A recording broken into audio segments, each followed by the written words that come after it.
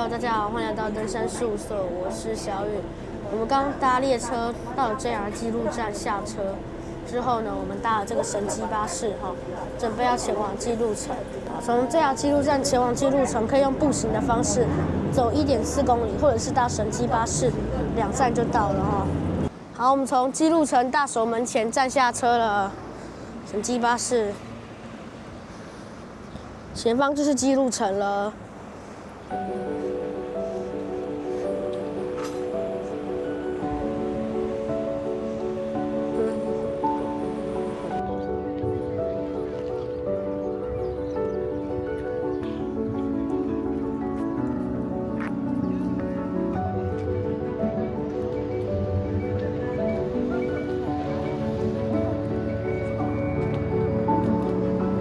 现在人在基路城准备要进去的入口这边，跨过桥，我们准备要进入到基路城了。这里旁边是它的护城河，有提供搭船的服务。前面有一艘船。入园时间是早上9点到下午5点，但是它6点正式关门。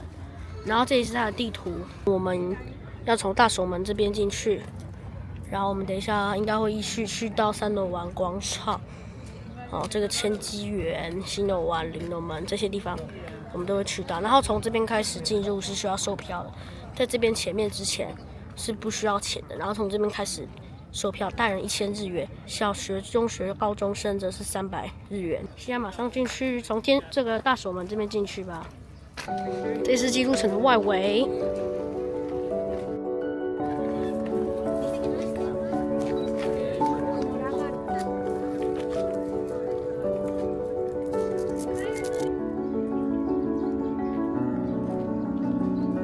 好的，我们刚刚呢已经从这个大守门这边入场，然后经过这个3楼湾广场，就是超大的一片绿地。现在我们绕这条马路来经过厕所，然后来到现在地。前面就是基路城的入城口了。那我们今天呢有买这个基路城好古人共通券，大人1050元，然后小学生、中学生、高中生是360元。基路城去完以后就直接前往好古园。好，我们来到售票处，如果有购买关西广域铁路周游券，来到基路城可以有打8折的这样的一个优惠。只是如果你已经买了很好古园的这个优惠的这个套票的话，因为已经做折扣了，所以就没有办法再额外的进行广域周游券的折扣。这个基路城礼宾手册里面都还写得蛮详细的。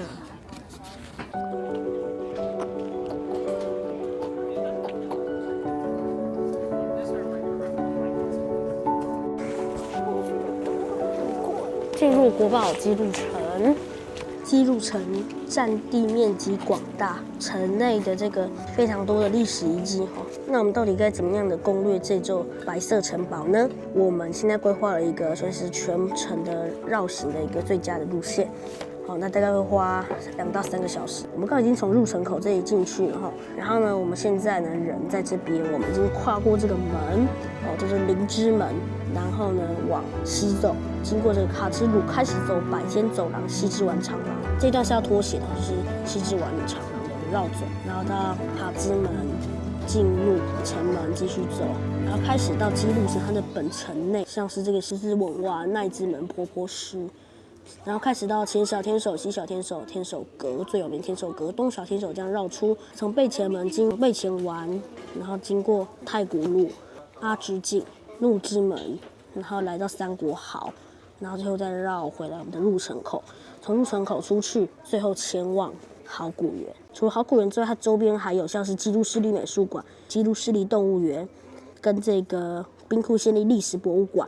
都是徒步10分钟内就能抵达的。好，这是我们刚刚讲到的灵芝门。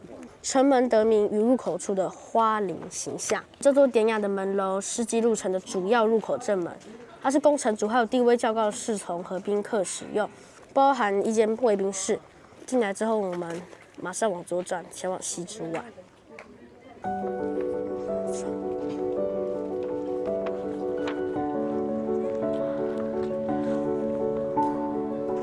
们现在从西呢往这里的百间走廊这边哈，我们要走这个百间廊下的西之丸廊道。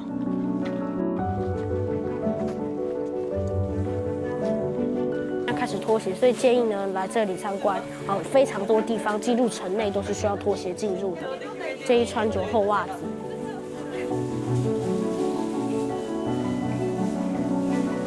这个廊道里面哈，主要是在展示一些文物，还有他们的历代城主以及文化历史等等的介绍。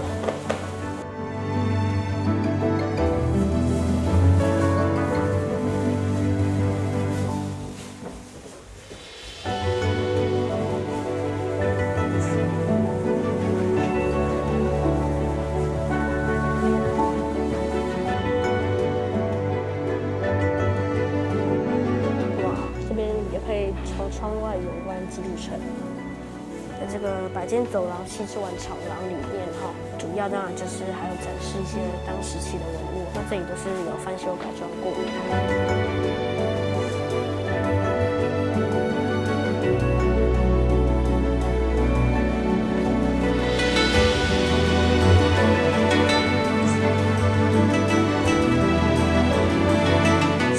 长廊环绕于西之丸周边，长廊根据山部的地形和特色所建造而成。常看见背后的断座和射击口，即可理解具备严密的防御能力。这边很多都有这种射击口哈。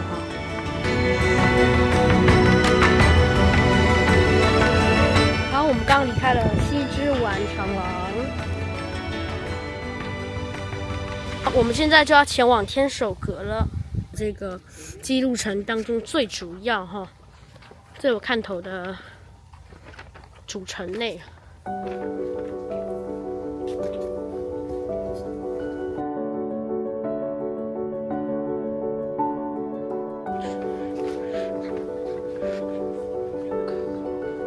我们继续直走，它前面有一小段路在整修。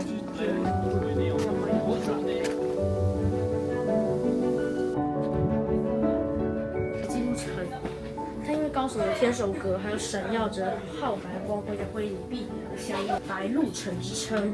它是日本参观人数最多的城堡，而且呢，也被称为是日本保存现今最完整的一个城池，并且呢，是日本第一批被列入联合国教科文组织世界文化遗产登录的著名史迹之一。对，我们等一下要往上爬到最上面6楼高的大天守阁，是建于西元1601年。是日本现存最古老的天守阁城堡。由于这座城堡从未被包围、轰炸或烧毁过，相较于日本其他现存的城堡建筑，姬路城保存得更加完整。为了保存这国宝级城堡供将来的游客参观，所以自1900年代初期以来，城堡当中的天守门楼和路都在进行定期的修复。就算遭遇当时的太平洋战争，也都完好无损。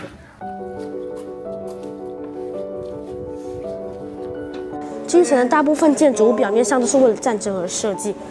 可以观察一下，其实它城墙上面所排列的1000个枪和弓箭的射击口，但是它城堡其实是从未受过攻击的。我们现在进入了天守阁的入口。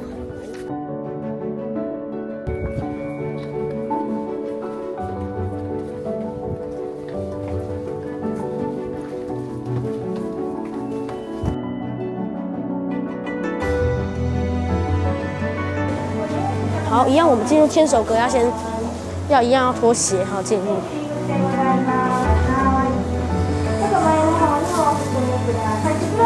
我们进入天守阁。哦，天守阁里面真的是还蛮大的。我们现在马上来看一下它的地图。它总共呢应该是有7层楼，有地下室1楼、2楼、3楼、4楼、5楼、6楼。然后呢，我们现在是在地下室。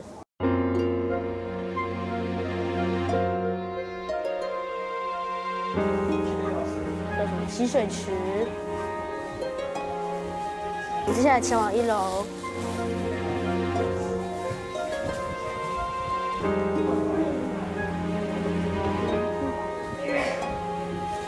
顺路参观。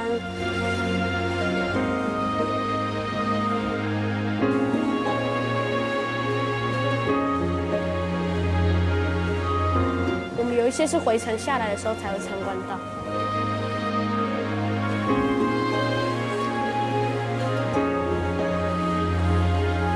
主城里面当然是主要是居住的城主，还有他的一些妃嫔、仆人跟一些大臣。然后呢，他这个大明富丽堂皇的住所呢，却在明治时代的时候遭到毁坏。就是城内基本上当然还是保存完整但是有一些古迹却已经消失。但是剩下的建筑呢，也是可以让我们足以了解这个日本封建时代统治阶级的一些生活方式。好，我们现在上去3楼。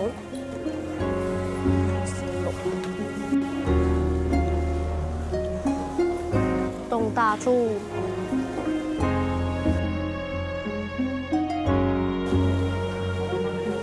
西大柱。东大柱是旁边那一个。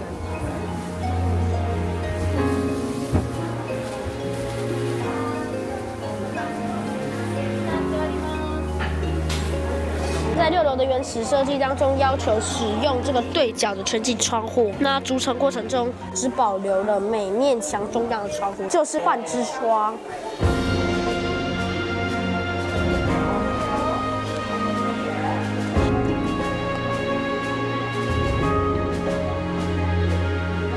在我们眼前，这个神社是长壁刑部神社。姬路城的城主相信撤去神社给他的家人带来的诅咒，于是在17世纪初期下令在城堡内重建神社。第2次世界大战后，神社再次被迁移，这次被迁到天守阁的顶楼。好，那这个神社呢，它主要呢，御祭神是姬路长臂大神、波摩腹肌神。我们往回走。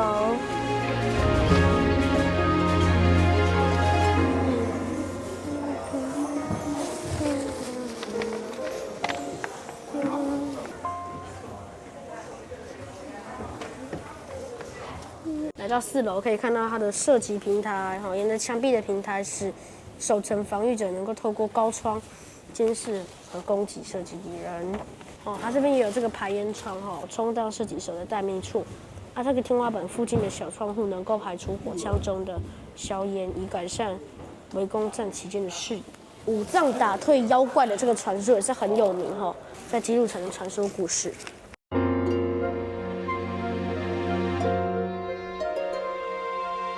好，然后这边3楼也有一大看点是武者暗室它的4个角落呢都有在本楼层当中，守城的武士呢可以躲藏在其中以埋伏攻击敌人。然后现在我们下到了2楼，可以看到这里有一个挂武器的地方。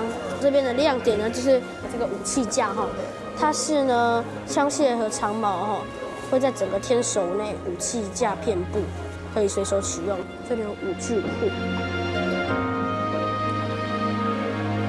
这边补充一下，这个天守阁它的海拔有91.9公尺，刚的6层楼的上面，真的重量达到5700吨也是蛮惊人的。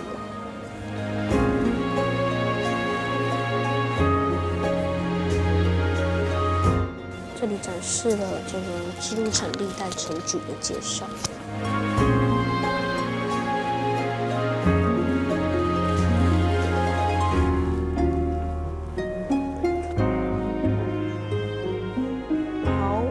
刚刚离开了大天守阁，这是它的主要的刚刚6层楼的大天守阁。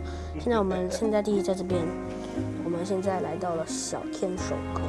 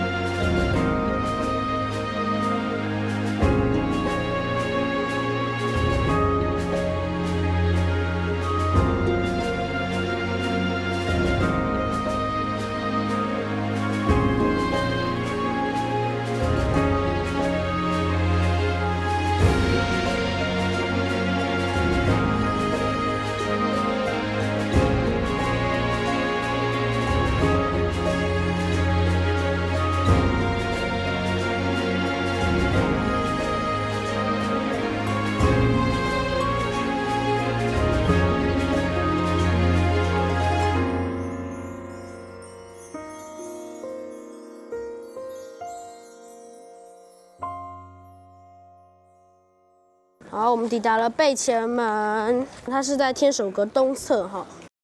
城门旁边的城墙有切割完美的这个长方形石块砌成，该石块实际上是被城堡建造者挖掘出的石棺，被重新利用。类似的石块遍布于整个基路城内。然后出了瑞之门，出了瑞之门之后来到太古鲁。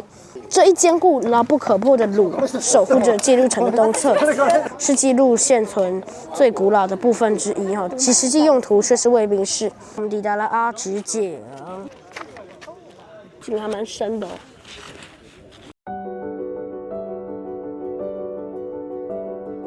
好，这边就是怒之门了。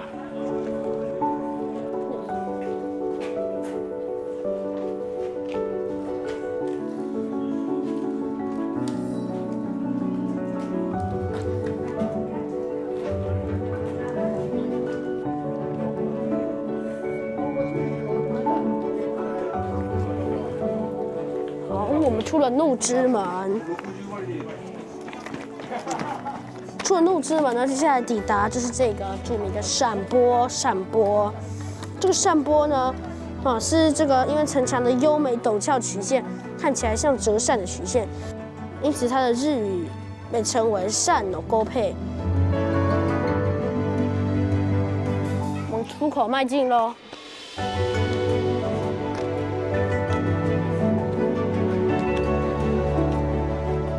今天成功绕了一整圈的基路城，都造访过的每个地方，真的是非常别具特色。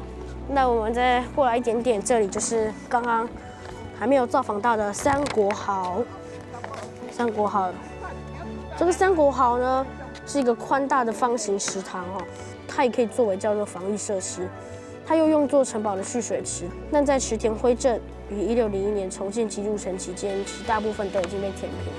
所以就剩下这样子一小块的。好了，各位，那我们现在人就是位在往这个神户的快速列车上面那我们今天不但造访了历史已经有1000多年的基路城，还是日本现今保存最完整的古城，并且是联合国世界文化遗产。那我们今天这样子的一个旅程，也为我们增添了丰富的文化历史飨宴。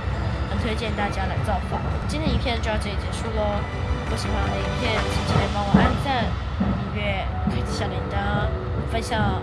下期再见。